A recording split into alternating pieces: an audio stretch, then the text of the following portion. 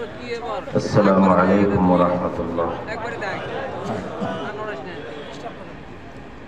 সালামের জবাবের যা শব্দ, তাতে তো আমি হয়ে গেলাম জব্দ। মুসলমানের সন্তান, নবীজির অলস উম্মত আর কতদিন থাকবেন স্তব্ধ? আমি আবারও সালাম দিচ্ছি, সকলে সালামের জবাব দিন। আসসালামু আলাইকুম ওয়া রাহমাতুল্লাহ। আলহামদুলিল্লাহ আলহামদুলিল্লাহি আলিয়্যিয যাতি আযীমিস সিফাতি সামিয়্যিস সিমাতি কাবীরিশ শান জলিলুল কদরি রফিউয যিকরি মুতাঈল আমরি জলিয়্যিল বুরহান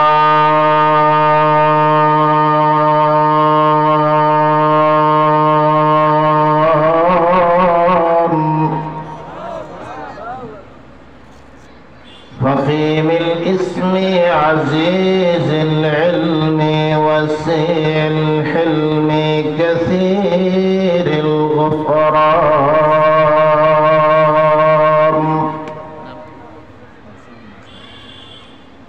জমিলিস সালাই জজিলিল আতাই মুজিবিদ দুআই আমিমিল ইহসান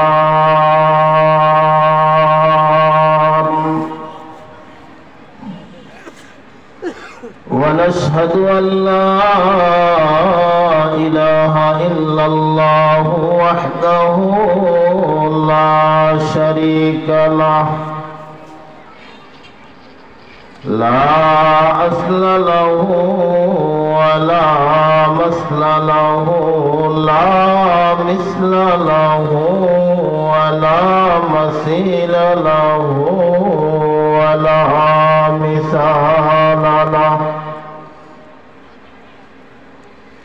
ونشهد أن سيدنا وسندنا ورسولنا وأولانا ومرشدنا ومولانا محمدا عبده ورسوله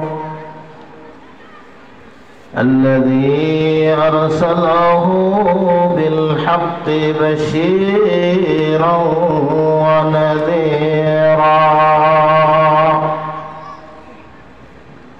وداعيا إلى الله بإذنه سراجا وقمرا منيرا أما بعد فأعوذ بالله من الشيطان الرجيم بسم الله الرحمن الرحيم يوم لا ينفع مال ولا بنون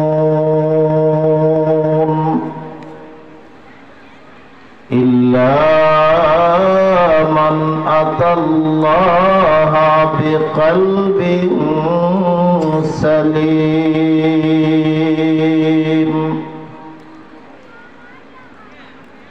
وقال سيد الأنام وصاحب القرآن صلى الله عليه وسلم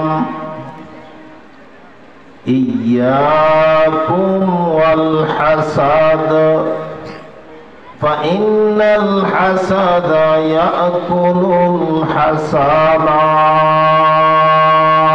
الحسنات كما تأكل النار الحطب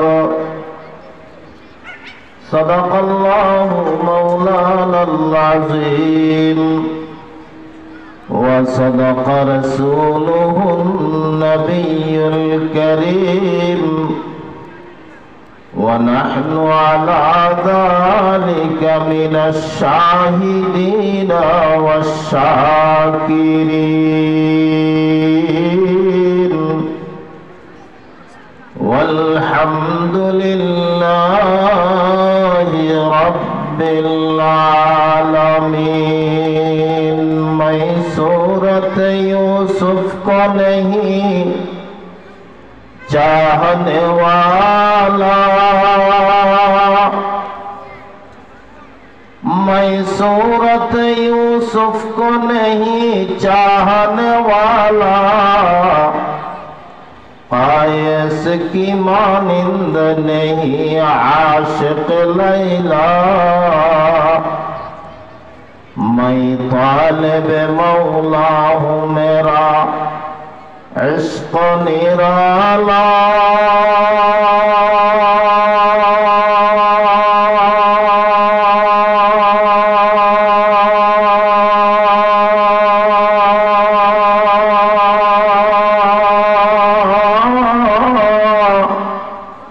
मैं तालिब मौला हूँ मेरा इश्क निराला जुमला जहाँ जिनकी तजल्ली से उजाला शक्ल ज़बान खुले पढ़ें ला इलाहा इल्लल्लाह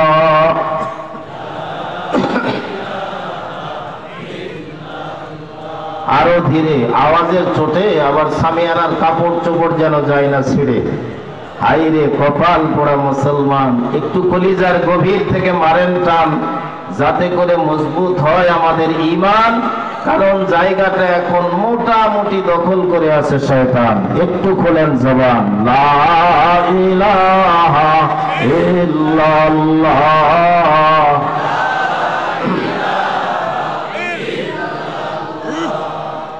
লা ইলাহা ইল্লাল্লাহ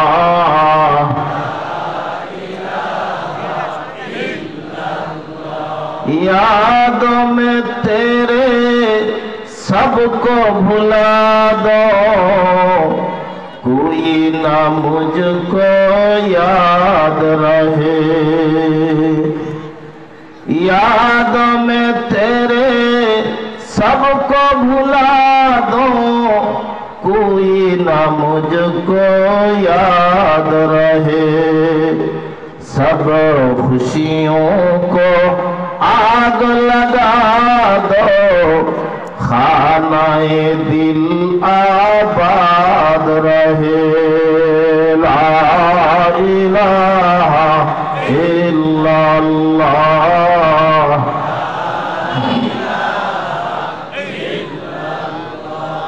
ला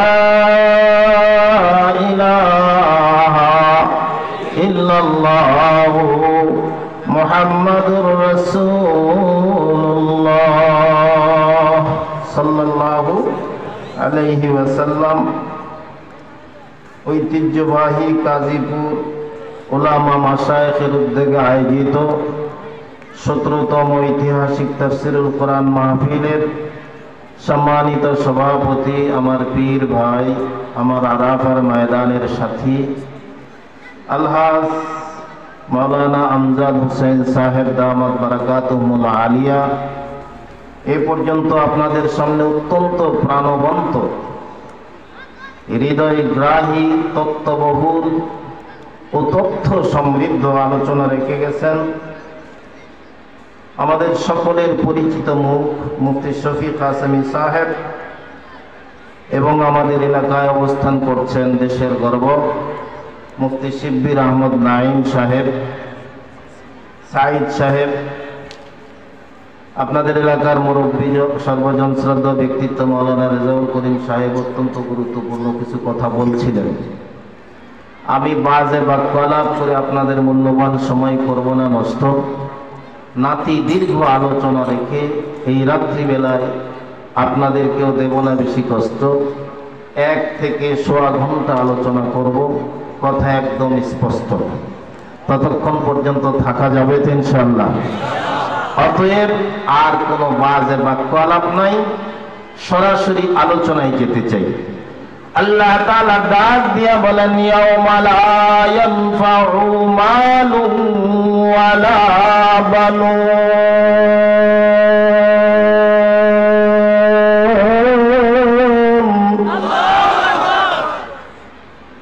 সামনে পাইলাম একটু শব্দ, পিছনের গুলো একদম জব্দ। ঘটনা কি? মুখ কেন স্তব্ধ? আল্লাহু আকবার মানে আল্লাহ বড়। আল্লাহ কি? এখনো পিছনের গুলো জড়ো সড়ো। ভাই, আরামের বিছানা ছেড়ে এখানে বসে কি করো? একটু জবানটা নাড়ো। আল্লাহু আকবার মানে আল্লাহ বড়। আচ্ছা বলেন তো, আমরা সবাই মিলে যদি আল্লাহকে বড় বলে ডাক দেই, আল্লাহ কি 1 ইঞ্চি বড় হবে? আরো ধীরে বলেন, আওয়াজ সামিয়ানার বাইরে যেতে পারে তো। আজকে মুসলমানদের ঈমানের আওয়াজ নিম্নগামী হওয়ার কারণে গোটা দুনিয়ায় মুসলমান মার খাইতেছে। আজকের দুনিয়ায় লাঞ্ছিত, বঞ্চিত, শোষিত, নির্যাতিত, নিপীড়িত, নিগৃহীত, নিজের দেশ থেকে বিতাড়িত ফিলিস্তিন সহ বিশ্বের জমিন রক্তে লাল হচ্ছে। সে রক্তটাও মুসলমানের। কারণটা কি? কারণ একটাই, অলস জাতি হয়ে গেছি আমরা। কাফের বেঈমানরা পিঠে তুলে নিচ্ছে আমাদের পিঠের চামড়া। আমরা যেন এখন হয়ে গেছি সুরে দেওয়া বলদ, দামড়া দামড়া।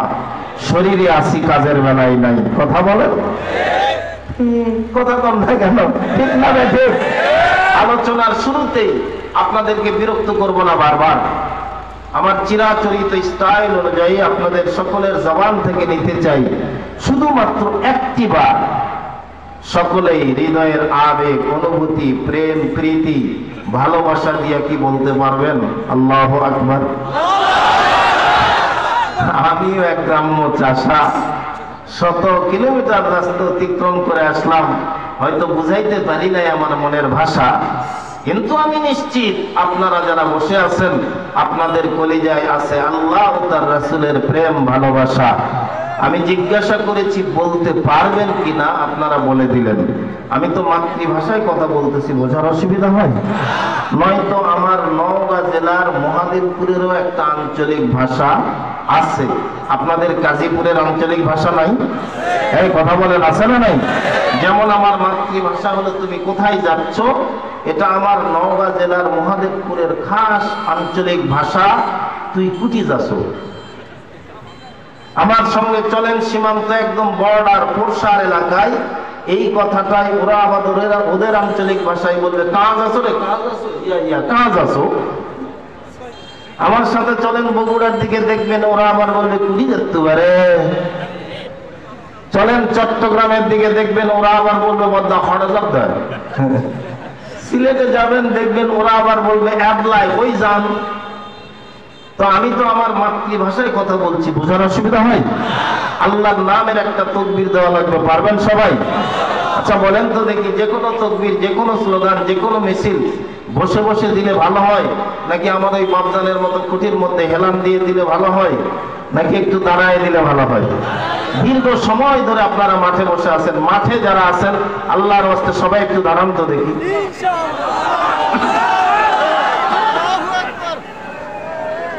এই যে দুটো পায়ের উপরে দাঁড়িয়েছেন, পা দুটো কে দিয়েছেন? পিছনে যারা কথাই বললেন না, কার সঙ্গে দিচ্ছেন পাল্লা? যে মুখ দিয়ে আল্লাহ শব্দ উচ্চারণ করলেন, এই মুখটা কে দিয়েছেন? যে কান দিয়ে শুনে আমার প্রশ্নের জবাব দিচ্ছেন, কান দুটো কে দিয়েছেন? আসলেই কি আল্লাহ দিয়েছেন, নাকি আমার তালে তাল মারতেছেন? তাহলে ফাঁক দিয়ে আমিও নিতে চাই হালকা একটু রেস্ট। গাজীপুরের নওজোয়ান যুবক মুরব্বী, আপনাদেরকেও নরমালি একটু করে দেখতে চাই টেস্ট। দেখি এলাকার মানুষগুলো অ্যাবনরমাল নাকি বেস্ট। লিল্লাহি তাকবীর, নারে তাকবীর, কোরআন সুন্নাহর আলো।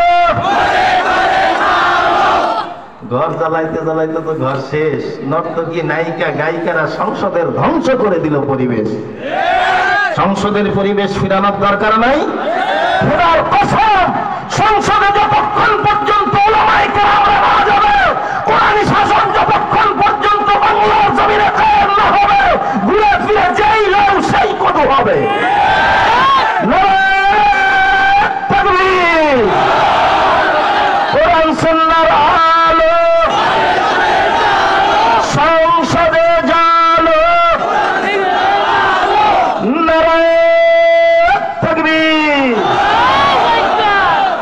আপনাদের পরিবেশ দেখে মনে হচ্ছিল যে মন বুঝি ভাঙ্গা, তো এখন দেখতেছি যে না, আপনাদের ঈমান মোটামুটি চাঙ্গা।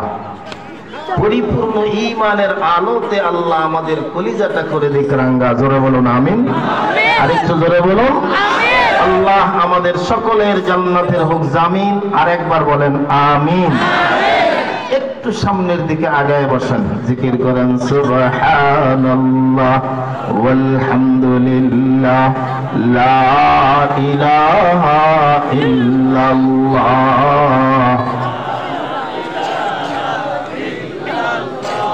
সুবহানাল্লাহ ওয়ালহামদুলিল্লাহ লা ইলাহা ইল্লাল্লাহ লা ইলাহা ইল্লাল্লাহ মুহাম্মাদুর রাসূলুল্লাহ সাল্লাল্লাহু আলাইহি ওয়াসাল্লাম। গভীর মনোযোগ, কারণ আমাদের দিলের ভিতরে ঢুকছে দুনিয়ার নানান রকমের রোগ। সৃষ্টির শ্রেষ্ঠ জাতি হওয়ার পরেও আমরাই পোহাইতেছি চরম দুর্ভোগ। কথা কয় না, কথা কয় না। আল্লাহ তাআলা বলেন ইয়াউমা লা ইয়ানফাউ মালুন ওয়ালা বানুন।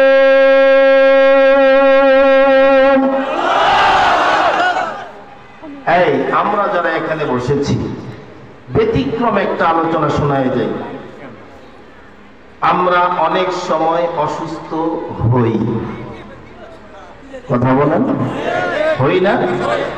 কখনো কখনো নরমাল রোগে আক্রান্ত হই, কখনো মারাত্মক রোগে আক্রান্ত হই। নরমাল রোগ যেমন সর্দি, কাশি, জ্বর, এর জন্য আমরা ডাক্তারের শরণাপন্ন হই না, বরং ঔষধের ফার্মেসিতে যাই, গিয়া ডাক দিয়া বলি এক পাতা নাপা দেন, এক পাতা হিস্ট্রিসিন দেন, আর একটা অফ কফ সিরাপ দেন। আইনা মোটামুটি 2-3 দিন খাই, এরপরে ভালো হয়ে যায়। কথা কয় না, কথা কয় না। কিন্তু আমাদের শরীরের ভিতরেও কিছু মারাত্মক মারাত্মক রোগ আছে। কিছু রোগের নাম হলো ক্যান্সার। যদি কারো হয়ে যায় ক্যান্সার, আমরা নিজেরাই সিদ্ধান্ত দিয়ে ফেলি ওর আর নাই কোনো অ্যান্সার। কথা বলেন। নরমাল রোগের জন্য আমরা নিজেরাই চিকিৎসা করি, মারাত্মক রোগগুলোর জন্য বিশেষ বিশেষজ্ঞ ডাক্তারের শরণাপন্ন হই। এরপরেও রোগী মরে না বাঁচে? কথা কয় না। যদি ডাক্তারের বাপের ক্ষমতা থাকতো রোগীরে বাঁচাই, সিরাজগঞ্জ সদর হাসপাতালে যান, দেখবেন লাইন করে লাশবাহী গাড়ি রাখার কোনো দরকার ছিল না। জালালউদ্দিন রুমি রহমাতুল্লাহ আলাইহি বলেন, এ দেহে যেমন নরমাল এবং মারাত্মক রোগ আছে, ঠিক তেমনি আমাদের কলিজার কিছু রোগ আছে, যে রোগগুলো কিছু নরমাল, কিছু মারাত্মক। নরমাল রোগগুলো ইস্তেগফার দ্বারা মাফ হয়ে যায়, ওযু করার দ্বারা মাফ হয়ে যায়, নামাজ আদায় করলে নরমাল রোগগুলো মাফ হয়ে যায়। জালালউদ্দিন রুমি বলেন, এমন মারাত্মক মারাত্মক ক্যান্সার কিছু রোগ আছে, যেই রোগগুলো শুধু ওযু নামাজের দ্বারা মাফ হয় না, বরং বিশেষজ্ঞ ডাক্তারের চিকিৎসার প্রয়োজন পড়ে। জালালউদ্দিন রুমি রহমাতুল্লাহি আলাইহি বলেন, খাহি কে সওয়ার দিলে চুতু আয়না। আল্লাহু আকবার। খাহি কে সওয়ার দিলে চুতু আয়না, দাহ চीज बेरुकुन अज दरूने सीना, दाह चीज बेरुकुन अज दरूने सीना। জালালউদ্দিন রুমি রহমাতুল্লাহি আলাইহি বলেন, তোমরা যদি তোমাদের দিলটাকে আয়নার মতো স্বচ্ছ করবার চাও, আয়নার মতো পরিষ্কার করবার চাও, আয়নাতে দাঁড়াইলে যেমন তোমার চেহারা দেখা যায়, এমন যদি পরিষ্কার করবার চাও, তাহলে 10টা রোগ থেকে তোমরা তোমাদেরকে বাঁচাও। আরশের মালিক আল্লাহ জান্নাতটা তোমাদের দিয়ে দেবে ভাও। আল্লাহ যদি দয়া করে আমাদেরকে জান্নাত দেয়, আল্লাহর জান্নাতে যাইতে রাজি আছি? কারা কারা রাজি আছি? দুটো হাত উঁচু করে দেখান তো। দেখেন তো কোনো বর্ণ চোরা কপাল পোড়া আছে নাকি যে হাত তোলে নেই? হাত টান করেন, বলেন আল্লাহ। হয় নাই? হৃদয়ের গভীর থেকে জীবনের শ্রেষ্ঠ আওয়াজ দিয়া বলেন আল্লাহ, আমাদের সবাইকে তোমার জান্নাত দান করো। জোরে বলুন আমিন। আল্লাহ নিজেই বলেছেন উদউনি আস্তাজিব লাকুম। এ বান্দা, তুই আমার কাছে চা। তোর চাইতে দেরি হতে পারে, তোর চাওয়াটা যদি চাওয়ার মতো হয়, আমি আল্লাহ ওয়াদা করছি তুই চাইতে দেরি করবি, আমি দিতে দেরি করব না। গভীর মনোযোগ। জালালউদ্দিন রুমি রাহমাতুল্লাহি আলাইহি বলেন কলিজার 10টা মারাত্মক ক্যান্সার। কয়টা? যত জোরে কইলেন শুনে তো আমারই মনে হলো কষ্টা। মুখে কি আওয়াজ দেন নাই স্রষ্টা? কলিজার মোট রোগ, বড় রোগ কয়টা? 10টা। এই 10টা রোগের কথা বলবো হয়তো 5-10 50 মিনিট। 1 নম্বর রোগের নাম বলবো। قال رسول الله صلى الله عليه وسلم قال رسول الله صلى الله عليه وسلم حب الدنيا رأس كل خطيئة। আল্লাহর নবী বলেন দুনিয়ার লোভ সমস্ত পাপের মাথা। কয় না কথা? 1 নম্বর রোগের নাম লোভ। কি? যারা কথাই বললেন না, আমার উপরে কি খুব ক্ষোভ? 1 নম্বর রোগের নাম কি? আমাদের নওগাঁ জেলায় বলে লোভে পাপ। ওমা, এদিকেও বলে লোভে পাপ। যত লোভ করবে পাপ তত বাড়তে থাকবে, অবশেষে কাছের সীমানাতেও থাকতে পারবে না। আলোচনা কিন্তু শুরুও হয় নাই, আরম্ভ হয় নাই। শুরু হবে এরকম একটা ভাব চলতেছে। শুরু করা যাবে? প্রত্যেকটা জিনিসের 2টা দিক আছে। Please look at me. আমার দিকে তাকান। এই যুবক, এদিকে তাকাও। প্রত্যেকটা জিনিসের 2টা দিক আছে, একটা ভালো একটা মন্দ। আছে না নাই? কেমনে আমি আপনাদেরকে বোঝাবো? আমি আপনাদের কাছে নতুন মানুষ, আপনারাও আমার কাছে নতুন মানুষ। একটু খেয়াল করে শোনেন কি দিয়ে আপনাদেরকে বোঝা। এই যে আলো জ্বলতেছে, বলেন তো এটারও কিন্তু 2টা দিক আছে। আছে না নাই? এখন যদি আলো জ্বলে যায় তো কি হবে? এখন চলতেছে রাত, রাত যদি পার হয়ে যায় তো কি আসবে? এই মাথার উপরে আসমান, তো আল্লাহ পায়ের তলায় কি বানাইছেন? একটা মানুষ যদি এরকম মোটা হয় তো মোটার বিপরীতে কি? আর হাতের দিকে দেখলেও তো বলা যায় কি? একটা মানুষ যদি লম্বা হয়, লম্বার বিপরীতে। একটা মানুষ যদি ফর্সা হয়, ফর্সার বিপরীতে। আপনারা বুঝতেছেন বেশ ভালো। আপনাদের কলিজায় আল্লাহ ঢুকায় দিক ঈমানের পূর্ণ আলো। জোরে বলুন আমিন। আর একটু করে বলুন। তাহলে লোভেরও 2টা দিক আছে, একটা ভালো আর একটা মন্দ। যারা মন্দ গ্রহণ করে আসলে এরা অন্ধ। কিয়ামতের দিন আল্লাহর রহমত এদের জন্য পুরাপুরি হবে বন্ধ। কথা কয় না? কথা কয় না? একটা লোক কোটিপতি, শুধু বোঝানোর ক্ষেত্রে বলছি, একটা লোক কোটিপতি, আল্লাহ তার অনেক টাকা দিয়েছেন। তো এই টাকার বিনিময়ে সে কি করে? মাদ্রাসা বানায়, মসজিদ বানায়, বাইতুল্লাহ তওয়াফ করে, গরিব মিসকিনদের সহযোগিতা করে, এতিম অসহায়দের দেখাশোনা করে, এলাকার গরিব যারা আছে তাদের ঘর বানিয়ে দেয়, টিউবওয়েল বসায় দেয়। আবার আরেকটা কোটিপতি আছে যার কাছে কোটি কোটি টাকা আছে, কিন্তু দুনিয়ার লোভে আমার মাতাল 80-90 হাজার টাকা মাসে বেতন পায়। এরপরেও মাসে 2-4 লাখ টাকা ঘুষ না খাইলে হারামির হুঁশ ফেরে না।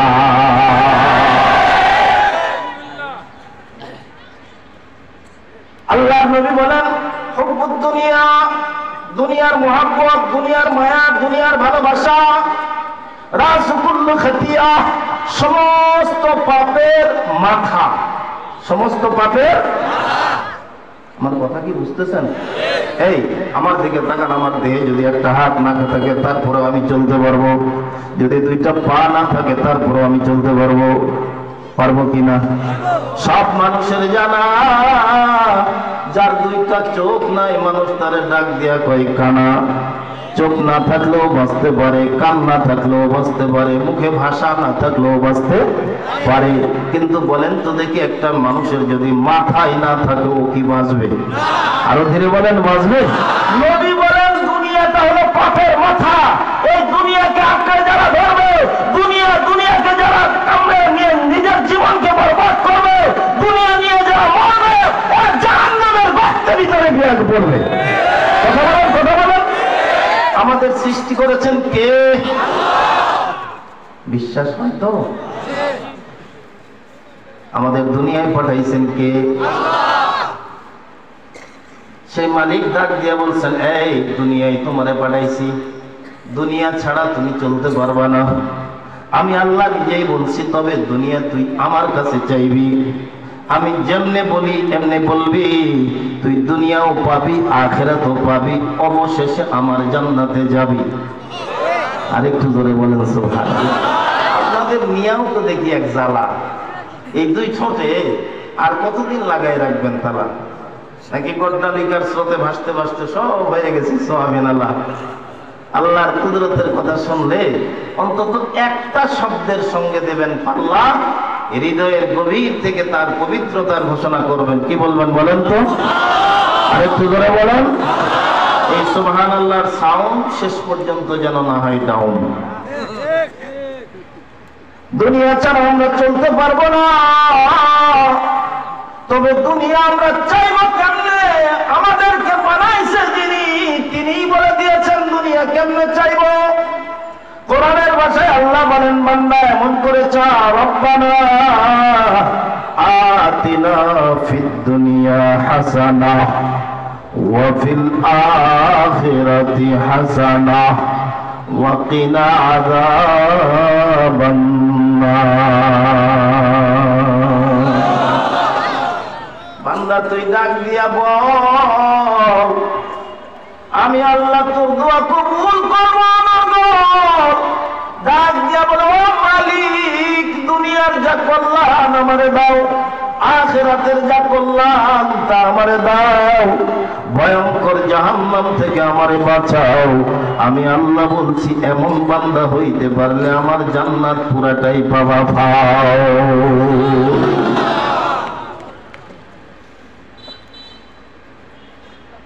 তবে কেউ যদি কারো কলিজায় আখিরাতের লোক ঢুকাইতে পারে, এই যুবক, এই কিশোর বন্ধুরা, গভীর মনোযোগ দিয়ে কথাটা শোনো। আখিরাতের লোক যদি তুমি তোমার কলিজায় ঢুকাইতে পারো, মনে রাখবা কবর তোমার জান্নাত, হাসর তোমার জান্নাত, মিজান তোমার জান্নাত, ফুলসিরাত তোমার জান্নাত, সর্বশেষ ঠিকানা আল্লাহর নিয়ামত জান্নাত তোমার হবে। ছোট্ট একটা ঘটনা বলি, আমি আমার মূল আলোচনায় যাব। আপনার আমার পয়গম্বর মক্কার জমিনে যখন তেলাওয়াত করতে লাগলেন আল্লাহর কোরআন, নবীজি যখন দিলেন কোরআনের স্লোগান,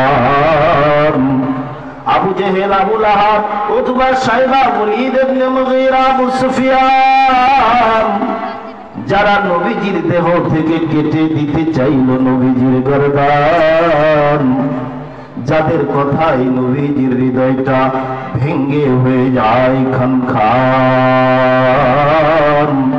আরশের মালিক ডাক দিয়ে বলেন, বন্ধু আপনি হবেন না পেরেশান, মক্কা থেকে আপনি হিজরত করে মদিনায় যান, আমি আল্লাহ বাড়ায় দেব আপনার মান সম্মান।